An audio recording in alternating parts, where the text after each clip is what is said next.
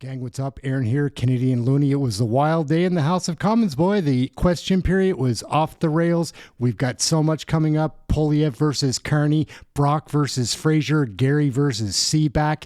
Melanie Jolie has a Kool-Aid and Coke problem. Let's get it going. Donald Trump is going to end it off. But then we're going to look at the ostriches. Somebody spoke on that too. I hope those ostriches are there in the morning. Let's kick this off. Let's get it going. It's going to be a fun one. Caribou Prince George. In 6 months, this Prime Minister has proven he's only good at one thing: breaking promises. Yep. He promised the fastest growing economy in the G7. Instead, he delivered the fastest shrinking economy. He said Canadians should judge him by the prices at the grocery store. Food prices are now higher than ever before he was Prime Minister. Build, baby, build, he said. Double the pace of home construction, he said. Instead, is being block, baby, block, and home building is down 16%. Yep. Building major projects at speed we haven't seen in generations, he said. He must have meant glacial speeds. He hasn't granted a single permit. He claimed he'd get a deal done with the U.S. by July 21st. Elbows up, he said, and yet elbows are firmly down, tucked in, and this guy's afraid to go into the corners. Canada still has no deal. He pledged he would spend less, but spending is up 8%, and the deficit is projected to reach over $100 billion. This guy fashions himself as a hockey player. Well, I'm a hockey coach, and he should be benched. Yeah. Not only in a trade war. There's crazy people out there all the time. Listen to this nut. We might be in real war, and the last thing we need is for anybody to take our patriotic battle cry of elbows up to Canadians and mock it and put it down. When Pierre Poilievre says elbows down, he is echoing MAGA talking points and attacks on our country. You can criticize Mark Carney all you want. It's your job. But you don't have to do it by denigrating Canada's sense of power and purpose and patriotism in this critical moment for our sovereignty and our economy. Loser. The minister has admitted that going after farmers and hunters rifles is not going to fight crime. So the only reason to do this is politics. If he was telling the truth, then why not reverse? If not, why isn't he fired? The Right Honourable Prime Minister. There he is, the loser. Mr. Speaker, the gun registry, what the government is doing with the gun registry is putting in place a much more efficient way, an efficient way for Canadians to voluntarily return prohibited firearms, for fair compensation. This government is going to do it right. The Honourable Leader of the Opposition. But his own Minister of Public Safety says this government is doing it wrong. He was caught on tape saying the program won't work, and yet they are going to rip $750 million away from our border and police services to harass duck hunters and farmers by banning the firearms they use. This approach has led to a 130% increase in gun crime under the Liberals' watch. The police say they won't implement it. The minister says it's a bad idea, but they're only doing it for political reasons. Why is the Prime Minister putting lives at risk for politics? The Right Honourable Prime Minister. Mr. Speaker, I don't even know where to begin with that. No, he doesn't. First off,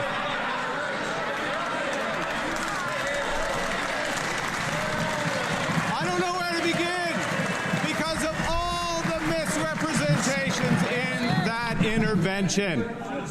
The person who's putting lives at risk is the Leader of the Opposition who's voted against every single piece of gun legislation. What the Minister of Public Safety is doing it right. He's correcting an inefficient system to provide Canadians with fair... The Honourable Leader of the Opposition. Criminals don't volunteer to gun. Mr. Speaker, I have voted against the Liberal policy of reducing criminal sentences for those who use guns to commit extortion, to commit robbery, and to commit other serious offenses, while voting in favor of locking up criminals who use guns in the commission of crime. The police say that 90% of crime is done with guns that come illegally over the broken Liberal border. The Liberal Public Safety Minister admits that the Prime Minister is only playing politics. Will the Prime Minister stop the politics fire the minister, and leave Grandpa Joe's hunting rifle alone. Oh, yeah. Member for Dufferin-Caledon. What do you call a person who says one thing in public and then the exact opposite thing in private? Because that's exactly what this public safety minister did. He called the Liberal $750 million gun buyback a politically motivated scam.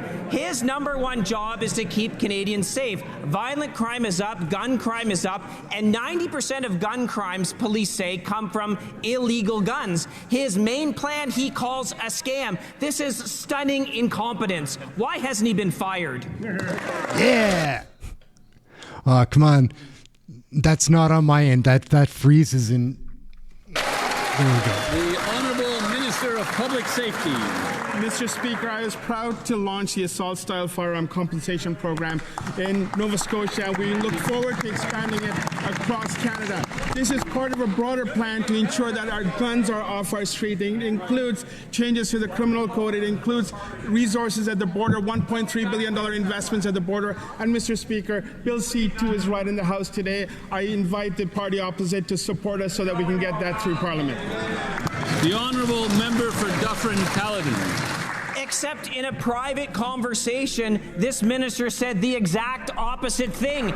He called the Liberal gun buyback a politically motivated scam. Now imagine what could be done with this $750 million. How many police officers could be hired? How many border officers could be hired? How many scanners could be purchased to find the illegal guns coming in from the United States?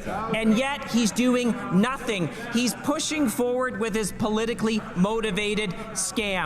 Canadians deserve better. They deserve to be safe. This is staggering incompetence. Why won't the Prime Minister fire him?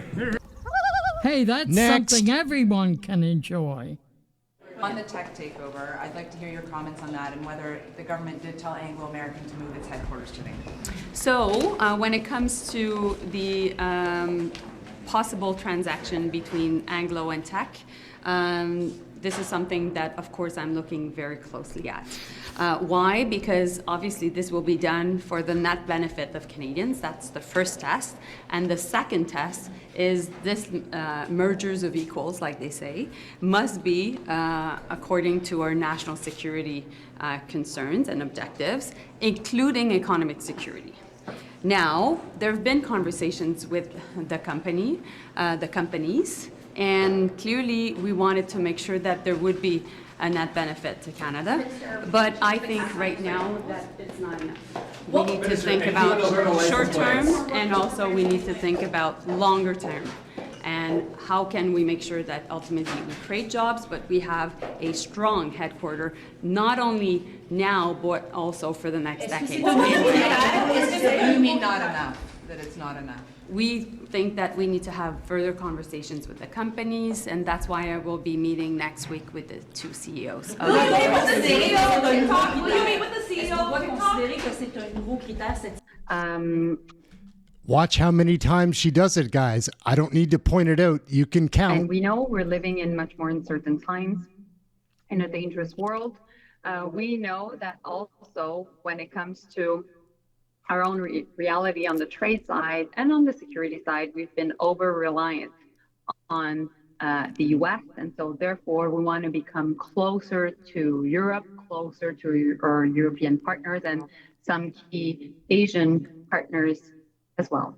And so we are the most European of all non-European countries. That's why it was important to be here at the Paris Air Show, which is the most important forum for the aerospace sector at a time where there's so many decisions and investment made in the sector. Healing from a cocaine nose requires stopping cocaine use. Of hatred in our communities. When we see instances of hate time and time again, to offer our thoughts and prayers and to move on with our lives, knowing that our decision not to take action will foment hate and allow. Let me know in the comments what you think about this clown, Sean Fraser. Attorney General, give me a break. To continue in our communities. Madam Speaker, I believe in a Canada where we have equality, where we have justice, where we celebrate our diversity. I believe this legislation will bring us a little closer to that version of Canada. But we cannot simply offer those thoughts and prayers. We must take action. Those of us who have been invested with the extraordinary ability to bring our community's voice to Ottawa have an obligation to act. We have been empowered through the ability to cast a vote in support of legislation in this House of Commons to stand up for our communities and take a stand against hate. I ask that every member of this House, I implore every member of this House to vote in favour of the legislation so we may take action to protect Canadians and our communities. Madam Speaker, I believe in a Canada where we will read about hate crimes not in our newspapers, but in our history books. It is only when people have the ability to live freely, to practice their faith, to be with the person who they love, to be included regardless of the immutable characteristics with which we are born, that we will have achieved freedom for all. That is the great promise of this country, and I urge every member of the House to support this legislation to make it a reality. Merci. Questions and comments. The Honourable Member for Brantford Brant, Six Nations. Here we go. Thank you, Madam Speaker, and I thank the Minister for his intervention today. I do have one question for the Minister. The Minister talked about the codification of the term hatred, and I believe his explanation was it was a codification from the Supreme Court of Canada. I'm sure the Minister recognizes that the decision that we're both talking about is a decision known as Keekstra. And in the Keekstra decision from the Supreme Court of Canada, a leading decision on the definition of hatred, hatred in that decision is defined as extreme detestation and extreme vilification, which is not the language that is used in Bill C-9. So the question to the Minister is, why did he see fit and his department see fit to lower the legal threshold? The Honourable Minister. Thank the Honourable Member not only for his question, but for the conversations that we have shared, not only on this matter, but on a series of different areas of criminal justice reform in recent days. Madam Speaker, I think it's important to understand what we're seeking to achieve.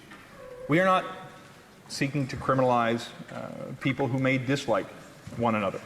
We are not seeking to protect people from being offended or hearing something that they do not like. He most certainly is. They want total control. This is a big duping for Canadians that would vote for this. We are seeking to protect Canadians against criminal activity that would advance the detestation or vilification of an entire class of Canadians based on characteristics that define who they are. 82, the Executive Director of the United Nations. Whoa. All right, guys, this is, again, not Canadian federal politics, but what Trump is speaking about here does pertain to the government that we have.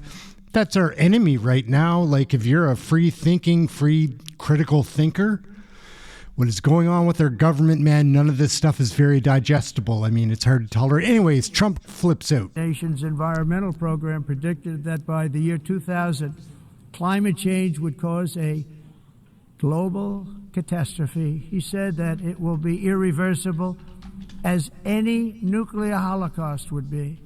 This is what they said at the United Nations. What happened? Here we are. Another UN official stated in 1989 that within a decade, entire nations could be wiped off the map by global warming. Not happening. You know, it used to be global cooling. If you look back years ago in the 1920s and the 1930s, they said, global cooling will kill the world. We have to do something. Then they said global warming will kill the world. But then it started getting cooler, so now they could just call it climate change, because that way they can't miss. It's climate change. Because if it goes higher or lower, whatever the hell happens, is climate change. It's the greatest con job ever perpetrated on the world, in my opinion. Climate change, no matter what happens, you're involved in that. No more global warming, no more global cooling. All of these predictions made by the United Nations and many others, often for bad reasons, were wrong. They were made by stupid people that have cost their countries fortunes and given those same countries no chance for success. If you don't get away from this green scam, your country is going to fail. And I'm really good at predicting things, you know. They actually said during the campaign they had a hat, the best-selling hat. Trump was right about everything. And I don't say that in a braggadocious way, but it's true. I've been right about everything. And I'm telling you that if you don't get away from the green energy scam, your country is going to fail. And if you don't stop people that you've never seen before, that you have nothing in common with, your country is going to fail. I'm the President of the United States, but I worry about Europe. I love Europe. I love the people of Europe. And I hate to see it being devastated by energy and immigration. This double-tailed monster destroys everything in its wake, and they cannot let that happen any longer. You're doing it because you want to be nice. You want to be politically correct, and you're destroying your heritage. They must take control strongly and immediately of the unmitigated immigration disaster and the fake energy catastrophe before it's too late. The carbon footprint is a hoax made up by people with evil intentions, and they're heading down a path of total destruction. You know, the carbon footprint was a big, big thing a few years ago. I remember hearing about the carbon footprint, and then President Obama would get into Air Force One, a massive Boeing 747, and not a new one, an old one with old engines that spew everything into the atmosphere. He'd talk about the carbon footprint, we must do so. Then he'd get in and he'd fly from Washington to Hawaii to play a round of golf. And then he'd get back onto that big, beautiful plane and he'd fly back and he'd talk about, again, global warming and the carbon footprint. It's a con job. At extreme cost and expense, Europe reduced its own carbon footprint by 37%. Think of that.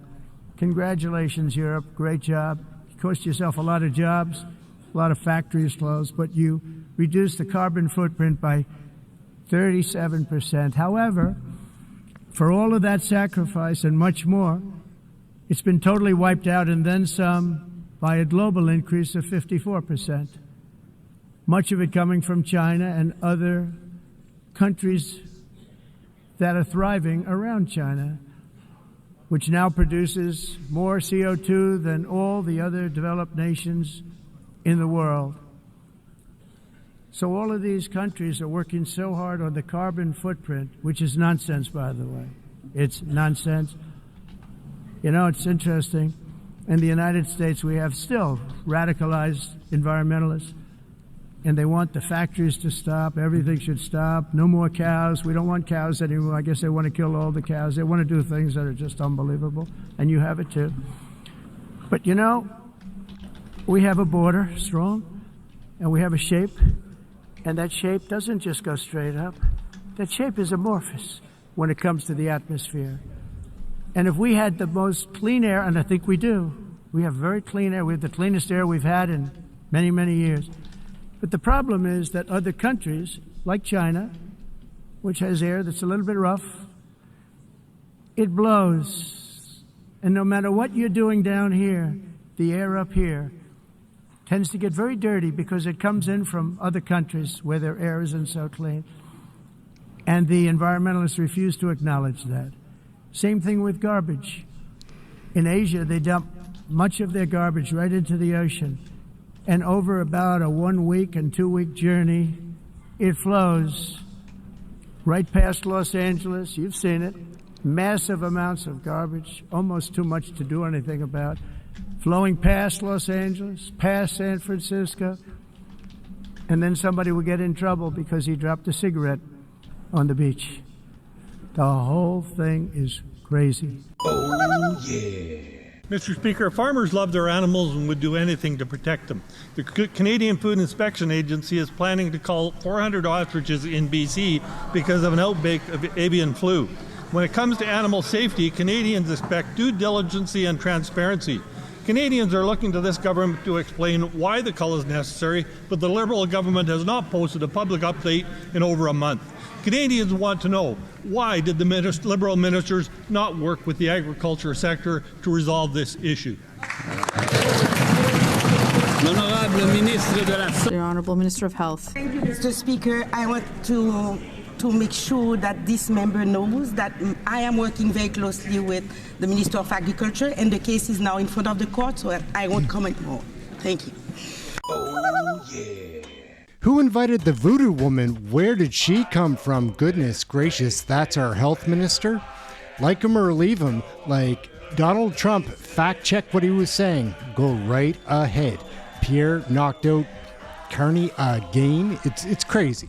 My name's Aaron, Canadian Looney. Like, share, subscribe. We'll catch you in the next video. I hope the ostriches are there in the morning. Mel Arnold there brought it up in the House of Commons. Very few people have the cojones to talk about that. That health minister, man, stick a fork in her. That ham is done. Catch you in the next video. Thank you for watching.